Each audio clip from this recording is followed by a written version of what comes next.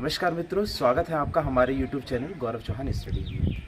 जैसा कि गीता में श्री कृष्ण ने स्वयं कहा है कि बस कर्म तुम्हारा कल होगा, कर्म अगर सच्चाई है तो कर्म कहाँ निष्फल होगा। हर एक संकट का हल होगा, वो आज नहीं तो कल होगा। लोहा जितना तपता है उतनी ही ताकत भरता है, सोने को जितनी आग लगे वो उतना प्रखर निखरता है, हीरे पे जितनी धार लगे वो उतना तेज चमकता है। मिट्टी का बर्तन तपता है तब धुन पर खूब खनकता है।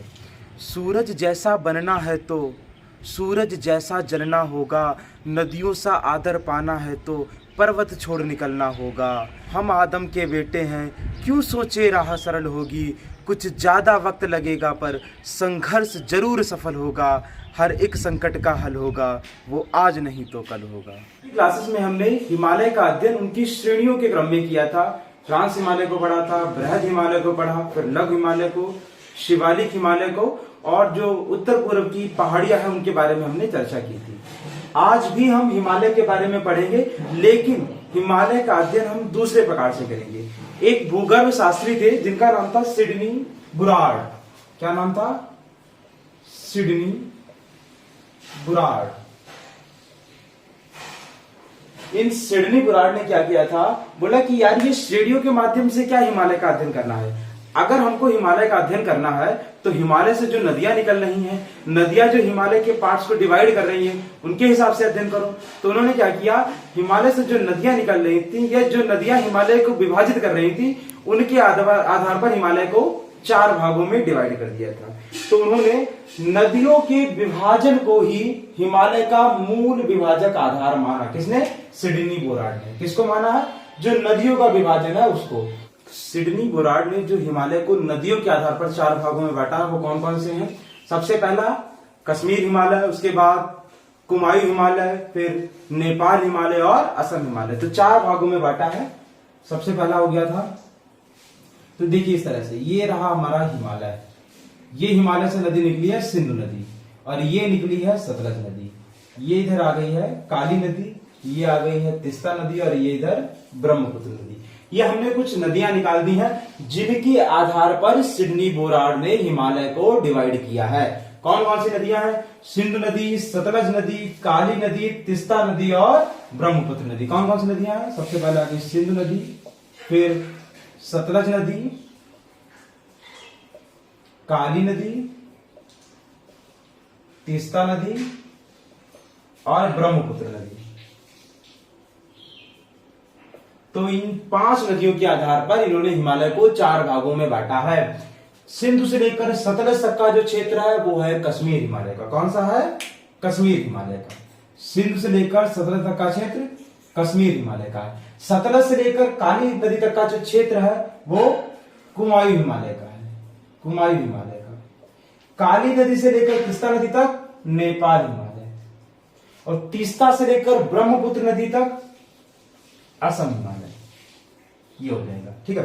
तो कौन कौन से हिमालय? कश्मीर हिमालय, कुमायूं हिमालय, नेपाल हिमालय, असम हिमालय। कश्मीर हिमालय किसके किसके बीच में? सिंधु से सतलज कश्मीर हिमालय, सतलज से काली कुमायूं हिमालय, काली से तीस्ता नेपाल हिमालय, और तीस्ता से ब्रह्मपुत्र तक असम हिमालय हो जाएगा। हिमालय के कितने भाग हो गए हैं? 4 भाग हो गए हैं। सिंधु से सतलज तक कश्मीर हिमालय, सतलज से काली तक कुमायूं हिमालय, काली से तीस्ता तक नेपाल हिमालय, और तीस्ता से ब्रह्मपुत्र तक असम हिमालय। इनकी लंबाई को देखें तो सबसे लंबा है नेपाल हिमालय, 800 किलोमीटर का है। उसके बाद असम हिमालय जो कि 720 किलोमीटर का है। उसके बाद कश्मीर हिमालय 560 किलोमीटर का, और कुमायूं हिमालय 320 किलोमीटर का। ये हो गया, ठीक है।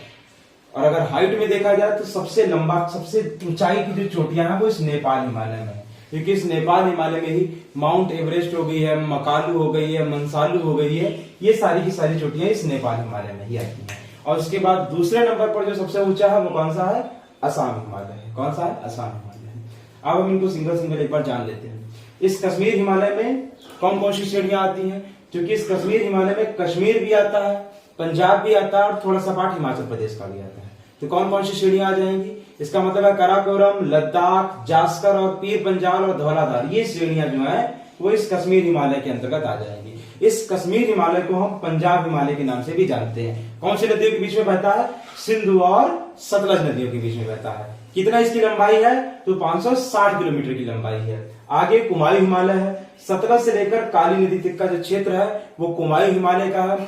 इसमें जो है उत्तराखंड वाला क्षेत्र लिया गया है, मंसूरी श्रेणी आती है और सबसे अधिक स्वास्थ्य वर्धक क्षेत्र इसी क्षेत्र में है।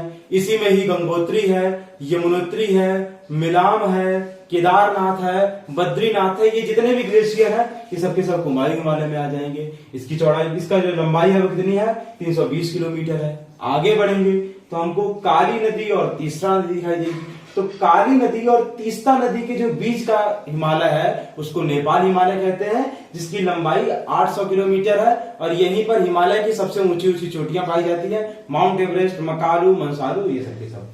आगे बढ़ेंगे, तीस्ता से ब्रह्मपुत्र के बीच में असम हिमालय है। ये असम हिमालय में सिक्किम भी आ जाएगा, अरुणाचल प्रदेश भी आ जाएगा, असम भी आ जाएगा। ये सारा का सारा क्षेत्र इस असम हिमालय में आएगा।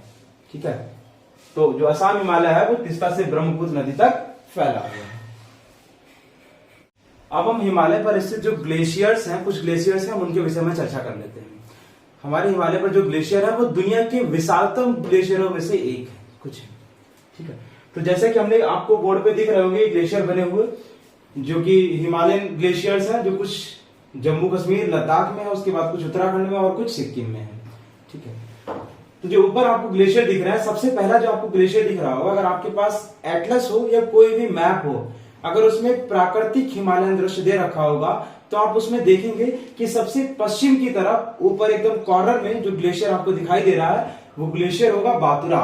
और बातुरा से जैसे ही आप आगे बढ़ेंगे तो आपको ग्लेशियर दिखाई देगा हिस्पर, और हिस्पर के जस्ट नीचे जो ग्लेशियर है वो है चोमोलुंगमा। और जब चोमोलुंगमा से आगे बढ़ेंगे तो हिस्पर के जस्ट आगे आपको बियाफो दिखेगा, बियाफो से ऊपर आपको ये पुनमहा दिखेगा, पुनमहा के आगे आपको ये सक्राम ग्लेशियर दिखेगा, और सक्राम ग्लेशियर के आगे बालातोरो, फिर सियाचिन है और रेमो है।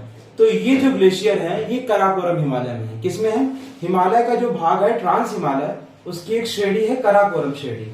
उस कराकोरम श्रेणी में आते हैं ये सारे ग्लेशियर। तो अगर हम इनमें बड़े ग्लेशियरों को देखें तो हो जाएगा सियाचिन, हो जाएगा हिस्पर, हो जाएगा बियाफो, बालाटोरो और बातुरो।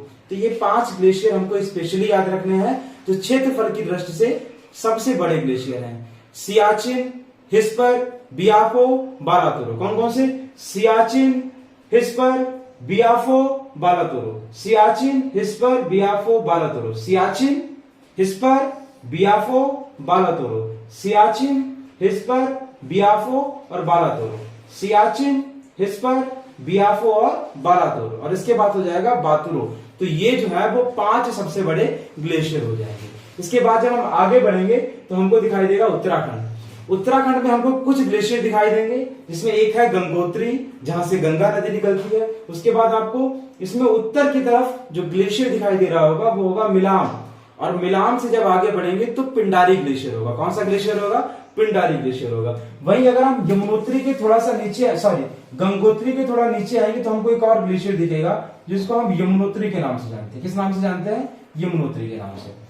तो उत्तराखंड में हमको 4 ग्लेशियर जानने हैं, गंगोत्री, यमुनोत्री, मिलाम और पिंडारी। उसके साथ साथ एक ग्लेशियर सिक्किम में है जो कि बहुत फेमस है, जिसका नाम है जेमू ग्लेशियर।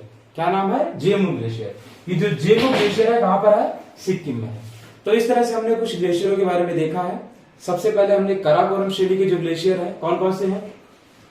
सबसे बड़े ग्लेशियर पहले देखें तो सियाचिन, हिस्पर, बियाफो, बालाटोरो, बातुरो, ये 5 सबसे बड़े हो गए। उसके अलावा भी कराकोरम में कुछ ग्लेशियर हैं, जैसे कि चोमोलुंगमा, पुनमहा, सक्रामी या रेमो। उसके बाद हम उत्तराखंड में आएंगे तो उत्तराखंड में गंगोत्री, यमुनोत्री, मिलाम और पिंडारी, और सिक्किम में कौन सा है? रेमो ग्लेशियर। तो इतने ग्लेशियर हमको ध्यान रखने।